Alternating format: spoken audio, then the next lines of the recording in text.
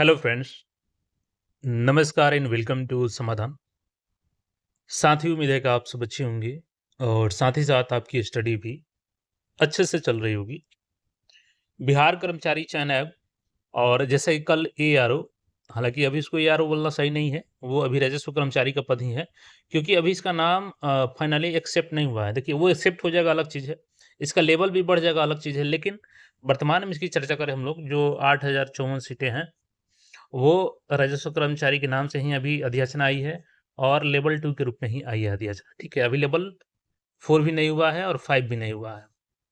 ये चीज़ें हो गई। देखिए, कल जो वीडियो गया आपके पास, तो बहुत से लोग बोल रहे थे कि सर नोटिस ये फेक है। मैं आपको बता दूं कि देखिए, मैं कोई भी जब नोटिस आती है तो मैं तुरंत, ये नहीं है कि मैंने देखा नोटिस कहीं और तुरंत वीडियो बना दिया, ऐसा मैं नहीं करता हूँ। वीडियो लेट से जाएगा, नहीं जाएगा, वो अलग चीज़ है।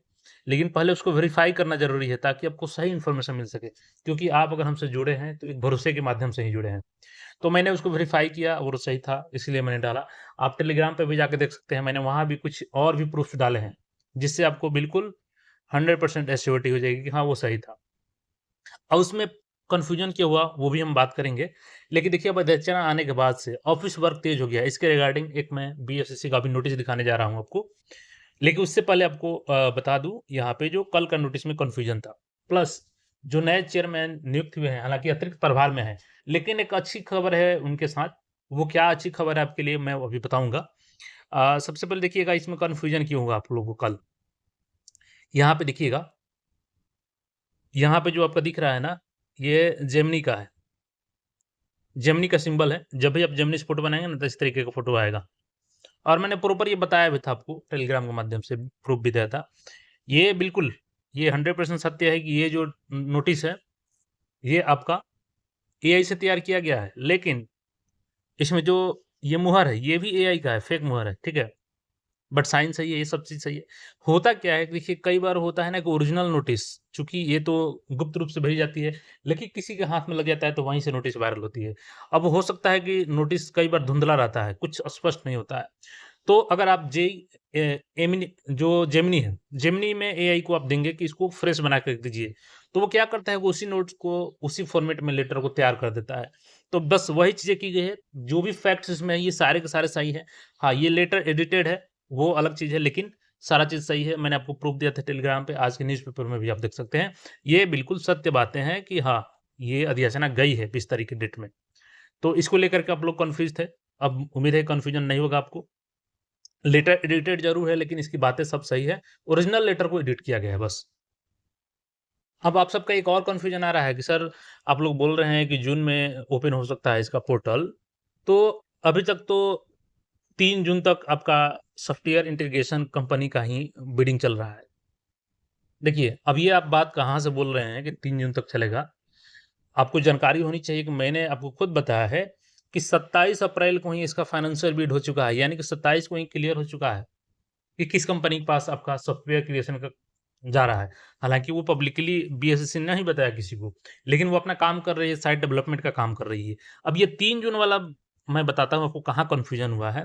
3 जून को देखिए, वेबसाइट क्रिएशन के लिए नहीं हो रहा है, वो हो रहा है आफ्टर एग्ज़ाम प्रोसेस, जिसमें आपको ओएमआर शीट को स्कैन करना है, ऑफ़िस का वर्क्स है, उसके लिए 3 जून तक आपका बिडिंग चलेगा। तो ये कन्फ्यूज़न निकाल दीजिए आप, जहाँ से भी आपको कन्फ्यूज़न हुआ है। 3 जून तक आपका वेबसाइट बिडिंग का नहीं है। वेबसाइट अगर 3 जून का होगा तो सोचिए ना खुद, आपकी जून में कैसे ओपन होगा? फिर तो जुलाई में चला जाएगा। इसलिए कन्फ्यूज़न नहीं रखना है। वेबसाइट क्रिएशन एजेंसी का चयन ऑलरेडी 5 शॉर्टलिस्ट हुई थी कंपनी, और उसका 27 को फाइनेंशियल बिड भी कर लिया गया है। तो अब यहाँ पे देखिए, मोटा-मोटी सीट की आंकड़ा बात करें हम लोग, तो 11,034 प्लस सीटें जा रही हैं, जिसमें 1900 आपका 69 एएसओ का सीट है। एआरओ यानी राजस्व कर्मचारी का है आपका 8,054, और प्लस एक और चीज़ आपको बता दें, बहुत से लोग बोल रहे थे कि सर, बिना रोस्टर के लिए हुए कैसे चला जाएगा? तो ये बताइए, 3559 सीटें जो 10+2 में गई थी, क्या बिना रोस्टर के गया था? 4495 सीट सीरियल 4 में गया था, क्या ये बिना रोस्टर गया था? देखिए, रोस्टर ऑलरेडी इसका क्लियर था, केवल रीशफ़ल हुआ है, यानी वैकेंसी को मँगाया गया, फिर जोड़ करके फिर रोस्टर भेजा गया है। अब कुछ लोग का था कि सर, बिना लेवल के कैसे भेजा जाएगा? आपको पता होना चाहिए कि ये न्यू कैडर नहीं है भाई, थोड़ा-सा सेंस लगानी चाहिए आपको। ये न्यू कैडर नहीं है, पुरानी कैडर है, इसका ऑलरेडी लेवल 2 है। बस लेवल को अपग्रेड करना था, तो अपग्रेड के चक्कर में थोड़ी लेवल भर्ती रुकेगी। वो अपग्रेड होते रहेगा, अपग्रेड का नोटिस आएगा तो फिर इसको अपग्रेड कर देगा। इसलिए रोस्टर में कहीं दिक्कत नहीं था। अब देखिए जो लोग कन्फ्यूजन क्रिएट कर रहे हैं, देखिए 3 जून को आपका वेबसाइट क्रिएशन का नहीं है। ये देखिएगा बिहार कर्मचारी चयन आयोग, मैं डेट भी दिखाया था आपको, 22 मई, कल देर रात्रि का नोटिस है ये। बिहार कर्मचारी चयन आयोग पटना के द्वारा परीक्षा कार्य एवं कार्यालय उपयोग हेतु सामग्रियों को निविदा। अब देखिए आयोग ये चीज़ कर रही है कि इनको कोई प्रॉब्लम ना हो, जो भी निविदा है, वो डायरेक्ट आकर के जो बिहार कर्मचारी चयन आयोग है, इसके ऑफिस में जो भी सामग्री है, उसका ये लोग तकनीकी निविदा में सफल निविदाकर्ताओं को सामग्री देखिएगा यहाँ पे, यानी जो भी सामग्री चाहिए बिहार एसएससी को, वो अपने ऑफिस में एक नमूना रखी है। उस नमूने को जो भी भाग लेना चाहता है, वो नमूना को देख सकते हैं और 3 जून तक ये अपना नमूना दिखा सकते हैं आयोग को, और उसी आधार पर उनको शॉर्टलिस्ट किया जाएगा, ठीक है, आप ही सामान दीजिए ऑफिस वर्क के लिए और परीक्षा से रिलेटेड वर्क के लिए। तो ये चीज़ के लिए है नोटिस। वेबसाइट क्रिएशन के द्वारा ऑलरेडी क्रिएट हो चुका है। आप आज के पेपर में भी इस कटिंग को देख सकते हैं, अलग-अलग न्यूज़पेपर में आपको देखने को मिल जाएगा। अब आते हैं हम लोग परीक्षा के ऊपर। तो देखिए, जैसे कि जो श्री अरविंद चौधरी हैं, इनको क्या किया गया है कि अपर मुख्य सचिव गृह विभाग थे, वहाँ से हटाया गया है और अभी इनको 3 प्रभार है।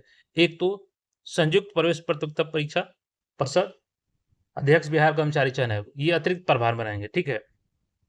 और साथ ही साथ मंत्रिमंडल सचिवालय बिहार पटना में पदस्थापित हैं।